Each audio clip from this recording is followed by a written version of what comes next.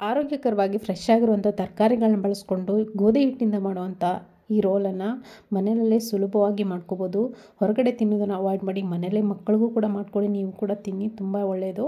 So ಇದನ್ನು ಮಾಡಲಿಕ್ಕೆ ನೋಡಿ, ನಾನಿಲ್ಲಿ ಒಂದು ಮಿಕ್ಸಿಂಗ್ ಬೌಲ್ ತೊಗೊಂಡಿದ್ದೀನಿ. ಇದಕ್ಕೆ 1 ಸ್ಪೂನ್ ಆಗೋಷ್ಟು ಟೊಮೆಟೊ ಕೆಚಪ್ ಹಾಕ್ಕೊಂಡಿದ್ದೀನಿ, 2 ಟೇಬಲ್ ಸ್ಪೂನ್ ಆಗುವಷ್ಟು ಮಯೋನಿಸನ್ನು ಹಾಕ್ಕೊಂಡಿದ್ದೀನಿ, ಹಾಗೆ 1 ಸ್ಪೂನ್ ಆಗುವಷ್ಟು ರೆಡ್ ಚಿಲ್ಲಿ ಸಾಸನ್ನು ಹಾಕ್ಕೊಂಡಿದ್ದೀನಿ. ಇದ್ರ ಜೊತೆಗೆ ಒಂದು ಅರ್ಧ ಟೀ ಸ್ಪೂನ್ ಆಗೋಷ್ಟು ಅಚ್ಕಾರದ ಪುಡಿ ಕೂಡ ಹಾಕ್ಕೊಂಡು ಚೆನ್ನಾಗಿ ಮಿಕ್ಸ್ ಮಾಡಿಕೊಂಡು ರೆಡ್ ಸಾಸನ್ನು ರೆಡಿ ಮಾಡಿ ಇಟ್ಕೊಳ್ತಾ ಇದ್ದೀನಿ. ನೋಡ್ತಿರ್ಬೋದು, ರೆಡ್ ಸಾಸು ರೆಡಿಯಾಗಿದೆ. ಇದನ್ನು ಸೈಡಲ್ಲಿ ಎತ್ತಿಟ್ಕೊಂಡು ನಾನಿಲ್ಲಿ ತರಕಾರಿಗಳನ್ನು ಸಣ್ಣದಾಗಿ ಕಟ್ ಮಾಡಿ ಇಟ್ಕೊಂಡಿದ್ದೀನಿ. ಒಂದು ಮಿಕ್ಸಿಂಗ್ ಬೌಲ್ಗೆ ಸಣ್ಣದಾಗಿ ಕಟ್ ಮಾಡಿ ಇಟ್ಕೊಂಡಂಥ ಕ್ಯಾಬೇಜು ಹಾಗೆ ಕ್ಯಾರೆಟ್ ಹಾಕ್ಕೊಳ್ತಾ ಇದ್ದೀನಿ. ಇದ್ರ ಜೊತೆಗೆ ಕ್ಯಾಪ್ಸಿಕಮ್ ಕೂಡ ಸಣ್ಣದಾಗಿ ಕಟ್ ಮಾಡಿ ಇಟ್ಕೊಂಡಿದ್ದೀನಿ. ಇದನ್ನು ಕೂಡ ಹಾಕ್ಕೊಂಡು ನಾನು ಆವಾಗಲೇ ಈರುಳ್ಳಿ ಹಾಕೋ ಹಾಗಿಲ್ಲ ಇದಕ್ಕೆ, ಈ ಸ್ಯಾಲಡ್ಗೆ. ಇದಕ್ಕೆ ನೋಡಿ 1-2 ಸ್ಪೂನ್ ಆಗೋಷ್ಟು ಮಯೋನೀಸ್ ಹಾಕ್ಕೊಂಡಿದ್ದೀನಿ. ಇದು ವೆಜ್ ಮಯೋನೀಸ್. ಹಾಗೆಯೇ ರೆಡ್ ಸಾಸನ್ನು ಹಾಕ್ಕೊಂಡಿದ್ದೀನಿ. ಮಯೋನೀಸ್ ಬೇಕಿದ್ರೆ ನೀವು ಮನೆಯಲ್ಲೇ ಕೂಡ ಮಾಡ್ಕೋಬೋದು. ನೀವು ಕಾಮೆಂಟ್ ಮುಖಾಂತರ ಬರ್ತಿರ್ತಾರೆ, ಅದನ್ನು ಕೂಡ ನಾನು ಮಾಡಿ ತೋರಿಸ್ತೀನಿ. ಚೆನ್ನಾಗಿ ಮಿಕ್ಸ್ ಮಾಡಿಕೊಂಡು ಒಂದು ಸ್ಯಾಲಡನ್ನು ರೆಡಿ ಮಾಡಿ ಇಟ್ಕೊಳ್ತಾ ಇದ್ದೀನಿ. ಇದು ಬೇಕಾಗಿರುವಂಥ ಮೇನ್ ಬೇಸ್ ನಮಗೆ ಈ ರೋಲ್ ಮಾಡಲಿಕ್ಕೆ. ಇದನ್ನು ಸೈಡಲ್ಲಿ ಎತ್ತಿಟ್ಕೊಂಡು ನಾನಿಲ್ಲಿ ಪನ್ನೀರ್ ರೋಲ್ ಮಾಡ್ಕೊಳ್ತಿರೋದ್ರಿಂದ ಒಂದು 100 ಗ್ರಾಮ್ ಆಗೋಷ್ಟು ಪನ್ನೀರ್ ತೊಗೊಂಡಿದ್ದೀನಿ. ಅಚ್ಕಾರದ ಪುಡಿ, ಗರಂ ಮಸಾಲ ಹಾಗೆ ಜೀರಿಗೆ ಪುಡಿ, ಧನಿಯಾ ಪುಡಿ, ಪೆಪ್ಪರ್ ಪೌಡ್ರನ್ನ ಹಾಕ್ಕೊಂಡು ಚೆನ್ನಾಗಿ ಮಿಕ್ಸ್ ಮಾಡ್ಕೊಳ್ತೀನಿ. ಸ್ವಲ್ಪ ಉಪ್ಪು ಹಾಕ್ಕೊಂಡು ಸ್ವಲ್ಪ ಮೊಸರನ್ನು ಹಾಕ್ಕೊಂಡು ಇದನ್ನು ಕಲಿಸ್ಕೊಳ್ತಾ ಇದ್ದೀನಿ. ಮೊಸರು ಹಾಕ್ಕೊಂಡು ಚೆನ್ನಾಗಿ ಕಲಿಸ್ಕೊಳ್ಳಿ. ಆದಷ್ಟು ಗಟ್ಟಿ ಮೊಸರನ್ನು ಹಾಕ್ಕೊಂಡು ಕಲಿಸ್ಕೊಳ್ಳಿ. ಇಲ್ಲ ಮೊಸರು ಜೊತೆಗೆ ಎಲ್ಲ ಮಸಾಲೆನ ಮಿಕ್ಸ್ ಮಾಡಿಕೊಂಡು ಅದ್ರ ಮೇಲೆ ಪನ್ನೀರ್ ಹಾಕ್ಕೊಂಡು ಮಿಕ್ಸ್ ಮಾಡ್ಕೊಂಡ್ರು ತುಂಬ ಈವನ್ನಾಗಿ ಮಿಕ್ಸ್ ಆಗುತ್ತೆ. ಸೊ ಇವಾಗ ಈ ಥರ ಮಿಕ್ಸ್ ಮಾಡ್ಕೊಂಡು ಆದಮೇಲೆ ನಾನಿಲ್ಲಿ ಒಂದು ಸಣ್ಣ ಬಾಣಲೆ ಇಟ್ಕೊಂಡಿದ್ದೀನಿ, ಒಗ್ಗರಣೆ ಪಾತ್ರೆ. ಇದಕ್ಕೆ 1 ಸ್ಪೂನ್ ಆಗೋಷ್ಟು ಎಣ್ಣೆ ಹಾಕ್ಕೊಂಡು ನಾವು ಕಲಸಿಟ್ಕೊಂಡಂಥ ಪನ್ನೀರನ್ನು ಹಾಕ್ಕೊಂಡು ಚೆನ್ನಾಗಿ 2 ಕಡೆ ಫ್ರೈ ಮಾಡ್ಕೋಬೇಕು. ಅಂದರೆ ಈವನ್ನಾಗಿ ಫ್ರೈ ಮಾಡ್ಕೊಳ್ಳಿ, ಜಾಸ್ತಿ ಏನು ಫ್ರೈ ಮಾಡೋದು ಬೇಕಾಗಿಲ್ಲ. ಪನ್ನೀರನ್ನು ಸ್ವಲ್ಪ ನಾವೇನು ಮಸಾಲೆ ಹಾಕ್ಕೊಂಡಿದ್ದೀವಿ ಅದೆಲ್ಲ ಡ್ರೈ ಆಗೋವರೆಗೂ ಎಣ್ಣೆನಲ್ಲೇ ಚೆನ್ನಾಗಿ ಫ್ರೈ ಮಾಡಿಕೊಂಡ್ರೆ ಆಯಿತು. ನಾನಿಲ್ಲಿ ಮಾಡ್ಕೊಳ್ತಿರುವಂಥ ಕ್ವಾಂಟಿಟಿ 2ರಿಂದ 3 ರೋಲ್ ಆಗುವಷ್ಟು ಕ್ವಾಂಟಿಟಿಯನ್ನು ಮಾಡ್ಕೊಳ್ತಾ ಇದ್ದೀನಿ. ನೋಡ್ತಿರ್ಬೋದು, ಚೆನ್ನಾಗಿ ಫ್ರೈ ಮಾಡಿಕೊಂಡು ಮಸಾಲೆ ಎಲ್ಲ ಫ್ರೈ ಆಗಬೇಕು, ಆಮೇಲೆ ಮಸಾಲೆ ಎಲ್ಲ ಕೋಟ್ ಆಗಬೇಕು ಆ ಪನ್ನೀರ್ಗೆ, ಅಷ್ಟು ನೀವು ಫ್ರೈ ಮಾಡಿಕೊಂಡ್ರೆ ಸಾಕಾಗತ್ತೆ. ಸ್ವಲ್ಪ ಹೊತ್ತು ಫ್ರೈ ಮಾಡಾದಮೇಲೆ ನಾವು ಮೊಸರು ಹಾಕಿರ್ತೀವಲ್ಲ ಅದೆಲ್ಲ ಗಟ್ಟಿಯಾಗಿ ಮಸಾಲೆ ಎಲ್ಲ ಪನ್ನೀರ್ಗೆ ಹಿಡ್ಕೊಳ್ಳುತ್ತೆ. ಈಗ ನೋಡ್ತಿರ್ಬೋದು, ಇದು ರೆಡಿಯಾಗಿದೆ. ಇವಾಗ ಇದನ್ನು ಸೈಡಲ್ಲಿ ಎತ್ತಿಟ್ಕೊಳ್ಳೋಣ. ನಾನಿಲ್ಲಿ ಗೋಧಿ ಹಿಟ್ಟನ್ನು ಫ್ರೆಶ್ಶಾಗಿ ನಾದಿ ಇಟ್ಕೊಂಡಿದ್ದೀನಿ. ಸಾಫ್ಟ್ ಆಗಿದೆ. ಒಂದು 15 ನಿಮಿಷ ಆಯಿತು ನಾದಿ ಇಟ್ಟು ಫ್ರೆಶ್ಶಾಗಿ ಸಾಫ್ಟಾಗಿ ರೆಡಿಯಾಗಿದೆ. ಇವಾಗ ಹಿಟ್ಟಲ್ಲಿ ಡಿಪ್ ಮಾಡಿಕೊಂಡು ನೀವು ಪರಾಟನ ಮಾಡ್ಕೊಳ್ಬೇಕಾಗತ್ತೆ. ಬೇಕಿದ್ರೆ ನೀವು ಹಾಗೆ ರೋಟಿ ಕೂಡ ಮಾಡ್ಕೋಬೋದು, ಏನೂ ತೊಂದರೆ ಇಲ್ಲ. ಇದೇ ಥರ ಮಾಡ್ಕೋಬೇಕಂತ ಏನಿಲ್ಲ. ನೀವು ಚಪಾತಿ ಹೆಂಗೆ ಮಾಡ್ಕೊಳ್ತೀರೋ ನಾರ್ಮಲಾಗಿ ಅದೇ ಥರ ಚಪಾತಿನೇ ಮಾಡಿ ರೋಲ್ ಮಾಡಿಕೊಂಡ್ರು ಏನು ತೊಂದರೆ ಇಲ್ಲ, ಯಾವುದೇ ವ್ಯತ್ಯಾಸನೂ ಆಗಲ್ಲ ಅದರಲ್ಲಿ. ನೋಡಿ, ಈ ಥರ ಪರಾಟ ಮಾಡಬೇಕಾದ್ರೆ ಸ್ವಲ್ಪ ಆಯಿಲ್ ಜಾಸ್ತಿ ಹಾಕಬೇಕಾಗತ್ತೆ.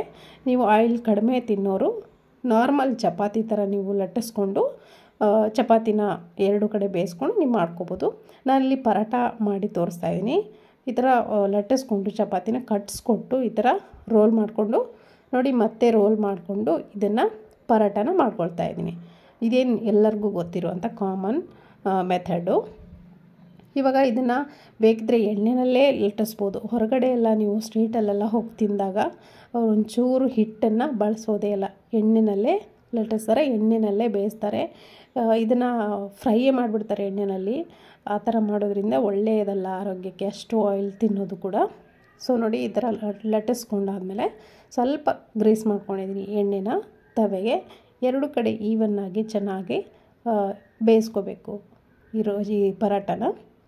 ನೋಡ್ತಿರ್ಬೋದು, ಪರಾಟಗೂ ಚಪಾತಿಗೂ ಯಾವುದೇ ವ್ಯತ್ಯಾಸನೇ ಇಲ್ಲ ಅನಿಸುತ್ತೆ.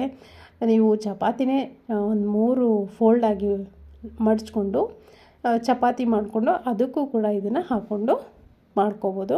ಸೊ ನೋಡಿ, 2 ಕಡೆ ಈವನ್ನಾಗಿ ಬೇಯಿಸ್ಕೊಂಡಿದ್ದೀನಿ. ಇದನ್ನು ಒಂದು ಪ್ಲೇಟ್ಗೆ ತೆಗೆದಿಟ್ಕೊಳ್ತಾ ಇದ್ದೀನಿ. ಇವಾಗ ರೋಲ್ ಹೇಗೆ ಮಾಡೋದು ಅಂತ ತೋರಿಸ್ತಾ ಇದ್ದೀನಿ. ನೋಡ್ತಿರ್ಬೋದು, ಮೊದಲಿಗೆ ಒಂದು ಪರಾಟಗೆ 1 ಟೀ ಸ್ಪೂನ್ ಆಗುವಷ್ಟು ಮಾತ್ರ ಟೊಮೆಟೊ ಕೆಚಪ್ನ ಈ ಥರ ಹಾಕ್ಕೊಂಡಿದ್ದೀನಿ. ಹಾಗೆಯೇ ಮಯೋನೀಸ್ ಕೂಡ ಹಾಕ್ಕೊಂಡಿದ್ದೀನಿ. ಆವಾಗಲೇ ನಾವು ಮಾಡಿಟ್ಕೊಂಡಿದ್ದ ಸ್ಯಾಲಡ್ ಏನಿದೆ ನೋಡಿ, ವೆಜಿಟೇಬಲ್ ಸ್ಯಾಲಡು, ಅದನ್ನು ಕೂಡ ಈ ಥರ ಹಾಕ್ಕೊಳ್ತಾ ಇದ್ದೀನಿ. ನಿಮಗೆ ಎಷ್ಟು ಕ್ವಾಂಟಿಟಿಯಲ್ಲಿ ಬೇಕೋ ಅಷ್ಟು ಕ್ವಾಂಟಿಟಿಯಲ್ಲಿ ಕೂಡ ನೀವು ಹಾಕ್ಕೋಬೋದು, ಏನೂ ತೊಂದರೆ ಇಲ್ಲ. ನಾನು ಈ ಪರಾಟಗೆ ಎಷ್ಟು ಹಿಡಿಸುತ್ತೋ ಅಷ್ಟು ಮಾತ್ರ ಹಾಕ್ಕೊಂಡಿದ್ದೀನಿ. ರೆಡ್ ಸಾಸನ್ನು ಬೇಕಿದ್ರೆ ಹಾಕ್ಕೊಳ್ಳಿ, ಇಲ್ಲಾಂದರೆ ಸ್ಕಿಪ್ ಮಾಡಿ. ನಾನಿಲ್ಲಿ 1 ಸ್ಪೂನ್ ಆಗೋಷ್ಟು ಹಾಕ್ಕೊಂಡಿದ್ದೀನಿ. ಜೊತೆಗೆ ನಾನೇನು ಪನ್ನೀರನ್ನು ಫ್ರೈ ಮಾಡಿ ಇಟ್ಕೊಂಡಿದ್ನಲ್ಲ, ಶಾಲೋ ಫ್ರೈ, ಅದನ್ನು ಕೂಡ ಹಾಕ್ಕೊಳ್ತಾ ಇದ್ದೀನಿ. ಇದೇ ಪನ್ನೀರ್ ಜಾಗದಲ್ಲಿ ನೀವು ಚಿಕನ್ ಕೂಡ ಚಿಕನ್ ಸಣ್ಣದಾಗಿ ಕಟ್ ಮಾಡಿಕೊಂಡು ಅದನ್ನು ಕೂಡ ಫ್ರೈ ಮಾಡಿಕೊಂಡು ಹಾಕೋಬೋದು. ಅದು ಕೂಡ ತುಂಬ ಚೆನ್ನಾಗಾಗುತ್ತೆ.